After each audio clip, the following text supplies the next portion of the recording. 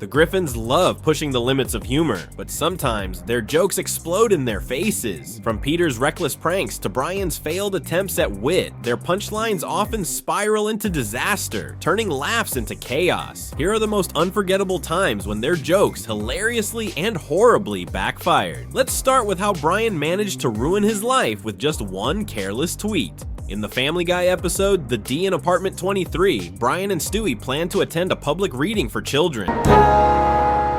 Thanks for driving me to the library for story time, Brian. But their plans changed when Stewie suggested they visit the library at Quahog University instead. Outside the university, they came across a group of students protesting. Looks like a student rally. They probably forgot to study for an exam, so they organized a protest. Brian made a few humorous remarks that unexpectedly won over the crowd. Hey, if you don't want to get fired, don't become a teacher, right?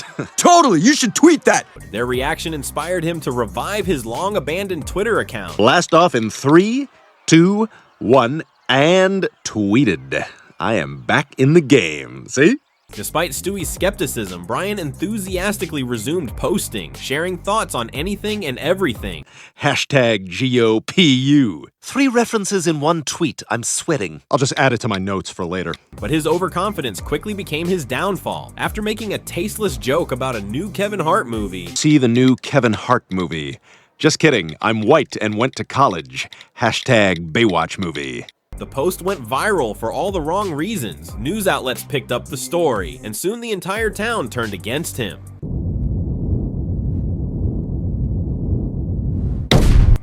Brian tried to do damage control by deleting the tweet and his account, but it was too late. What the hell was that? Uh-oh. Angry protesters appeared at the Griffin's house, threatening them and throwing objects. The backlash affected the entire family. Peter was banned from his favorite bar.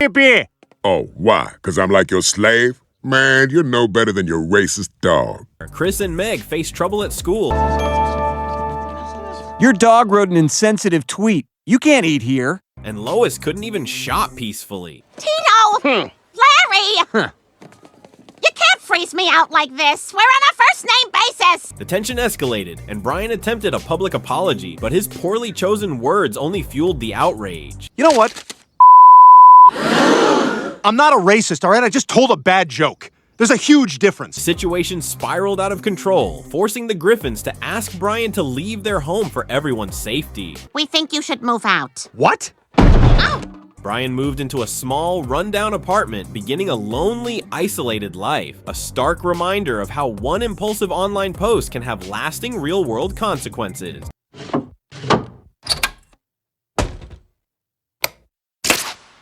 In today's world, social media can build or destroy reputations overnight. A different kind of impulsive mistake happened in the episode 420, where Peter and his friends let jealousy and frustration drive them to a dangerous decision. The story began when Quagmire introduced his friends, Peter, Cleveland, and Joe, to a new addition to his life, a cat named James. It's a cat. Yeah, I just got him today. His name's James. Isn't he just the cutest thing you've ever seen? Hi, James. Oh! At first they were curious, but Quagmire's growing obsession with the cat quickly pushed them away. Quagmire lately. Me too. That cat has totally changed his personality. Yeah, like when I went over to his house the other day. Who is it? It's me, Quagmire. I need to borrow your lawnmower. Oh, Quagmire's not here. It's just me, James. Even at their usual pub gatherings, the group couldn't escape talk of the cat. They noticed how Quagmire's behavior had changed. Great. Well, I gotta get going. I'm heading off to Vermont to get James's birthday present. There's this neat little store called Catitudes that makes all this neat cat stuff. See you guys later. He refused favors, prioritized the cat over friends, and even traveled out of state to buy gifts for it. He's going all the way to Vermont for cat gifts and whatnot? You can get a scratching post down at Walmart for $2, pair of Lee jeans for $9. You know they got seats for children now, you put them right in your car? Supposed to make them safer. Frustration boiled over during a drunken night at Peter's house. Joe suggested they get back at the cat by shaving it as a prank. It's a great idea. Let's do it. Let's shave the cat. Oh boy, I usually only get this excited when they say the title of a movie in the movie. Fueled by alcohol and annoyance, the group agreed. They broke into Quagmire's home while he was away, easily caught the cat, and attempted the prank. and roll! Yeah, shaving time. All right, hand me the razor. But the situation turned tragic when Peter, inexperienced with the razor, accidentally killed the animal. 7 more lives. 6, 5, 4, 3. Peter, stop doing what you're doing. Horrified, they staged the scene to make it look like the cat ran away and disposed of the body. You see, I've got a lucky cat's foot. Quagmire's search for his beloved pet eventually uncovered the devastating truth. The careless, drunken prank had resulted in the loss of an innocent life. Hey guys, I want you to know I'm raising my reward to $50 for anyone who can help me find James. No questions asked. I killed your cat. The episode serves as a harsh lesson. Jealousy or frustration is never an excuse to harm an animal or anyone. Accepting a friend's choices, even when they drift apart, is part of respecting their happiness. In the Family Guy episode, I Am Peter, Hear Me Roar, Peter Griffin found himself in serious trouble that nearly cost him his job. It all began during a night out at a comedy club. Despite Brian and Lois expressing their doubts, Peter, emboldened by alcohol, believed he was funny enough to take the stage. This comic sucks. He couldn't make me laugh even if I was laughing my ass off and he was making me do it, huh? Come on, Skinny, make me laugh. Peter, that's a microphone stand. The audience laughed, but not at Peter's jokes. They were amused by his drunken antics. What are you people stupid? You like a little abuse, huh? Yeah. Something Peter completely misunderstood. Convinced of his comedic talent, Peter continued making jokes wherever he went. You'd all win! Or lose! Whichever's funnier. Unfortunately, it didn't take long for his humor to cross the line. At work, Peter made an offensive, sexist remark to his colleague, Sarah Bennett. Why do women have boobs? So you got something to look at while you're talking to them. Shocked and offended, Sarah filed a complaint against him for sexual harassment. Mr. Griffin, I'm Gloria Ironbox. I represent one of your co-workers, Sarah Bennett. She's suing you and the company for sexual harassment. Sarah.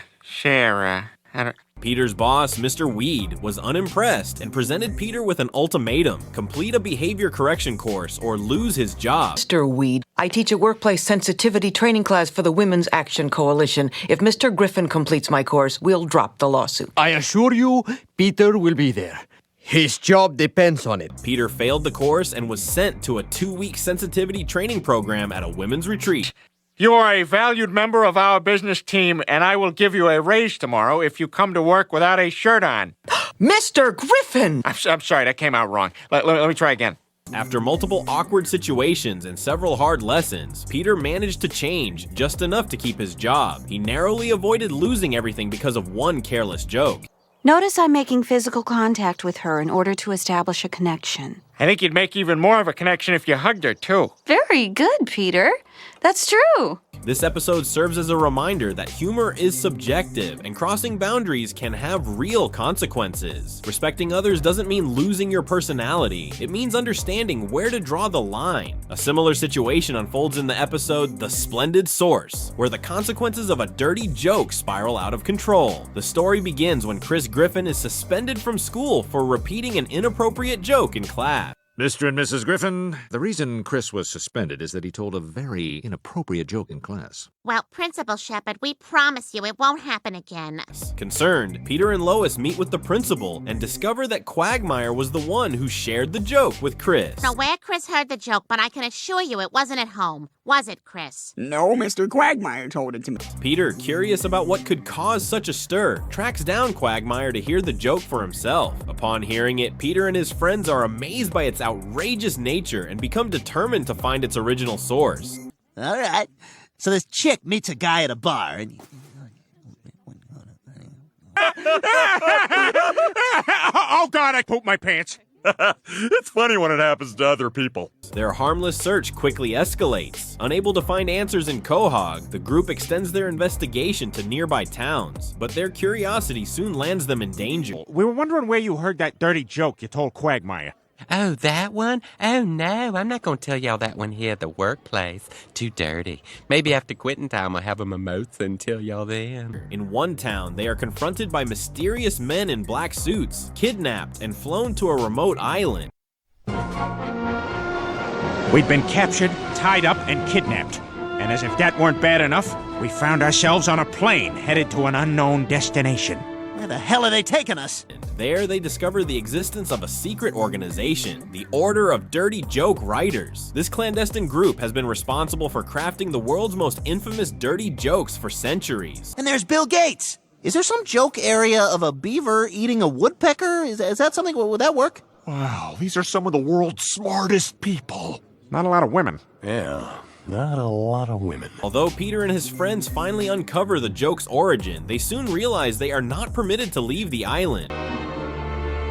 What are we gonna do now? We gotta come up with an escape plan. Determined to escape, they devise a daring plan to outsmart the Order and return to Quahog.